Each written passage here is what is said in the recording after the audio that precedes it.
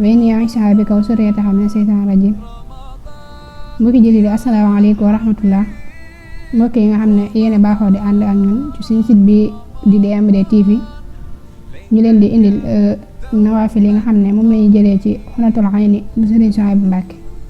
tey jii mu nekkoon guddi fukkeel gi, sëriñ bi wax na ne ku ci julli ñeenti rakaa, mu ne rakaa bu ci nekk nga jàng ci Faatiha benn yoon ak ayatul kursi mooy allahu laa ilaha benn yoon ak inna anzalnaahu fukki yoon ak ñaar.